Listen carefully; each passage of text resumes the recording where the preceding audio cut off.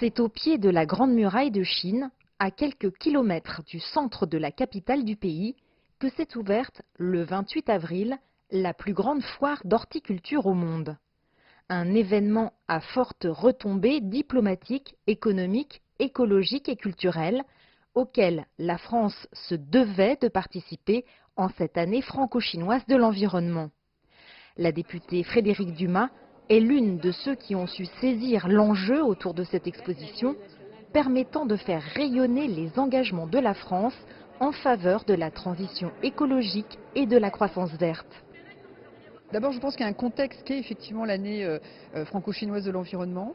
Le fait qu'il y ait une prise de conscience quand même, parce qu'on est souvent en train d'opposer la France, l'Europe et la Chine, le fait qu'il y ait une prise de conscience qu'on est reliés et que ce qui se passe à un endroit se passe aussi à un autre, et je trouve que ça c'était important de le mettre en avant, et de pouvoir effectivement valoriser nos savoir-faire et toutes nos filières d'excellence dans le domaine du développement durable, responsable, et même de l'esthétisme et de la partie artistique, parce que le jardin à la française ça compte quand même, mais aussi de nouer donc des coopérations et d'échanger en fait des savoirs et des partages. Pourtant, il s'en est fallu de peu pour que la France laisse passer cette opportunité. C'est une initiative citoyenne qui a permis la levée de fonds et la réalisation du pavillon français à l'Expo, à la faveur d'un jumelage déjà ancien entre une commune de la banlieue parisienne et le district de Yenqing où se déroule l'événement.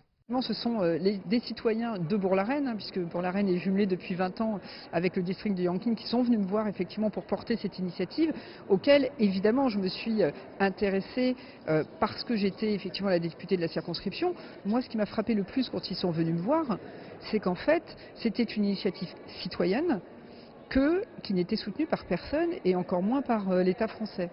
Et donc il y avait aussi cette idée que la France, en fait, ne se préoccupe pas réellement de son rayonnement à l'extérieur de manière pratique. Et je pense que c'est un peu un travers français qui est de penser que nos valeurs universelles rayonnent de toute manière naturellement par abstraction, oubliant qu'il faut remplir des cases et effectivement agir. C'est donc une petite équipe déterminée et le soutien de quelques responsables politiques qui ont permis au pavillon français de voir le jour. Pour Frédérique Dumas, qui se rendra sur place pour la Journée de la France le 21 juin, le succès est au rendez-vous. Le pavillon se classait déjà parmi les plus visités au premier jour de l'exposition, après ceux de la Chine et de l'Allemagne. D'après ce que j'ai cru comprendre, parce que voilà, c'est pas facile de communiquer, mais en plus ils sont en train de travailler beaucoup, parce que je crois que le pavillon français a beaucoup de succès. C'est-à-dire, je crois que le premier est le pavillon allemand. Je ne suis pas sûre que la France soit deuxième, mais la France est deuxième ou troisième. Et notamment, il y a une boulangerie, il y a un jardin potager, terrasse, etc. Et tout ça fonctionne très très bien.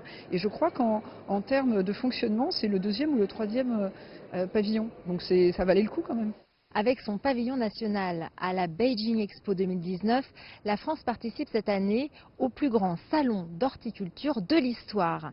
Cet événement global, tourné vers un monde plus vert, offre des opportunités de coopération aux différents pays et organisations participants et permettra de promouvoir la France durable à l'international. Jade Charles, CGTN, Paris.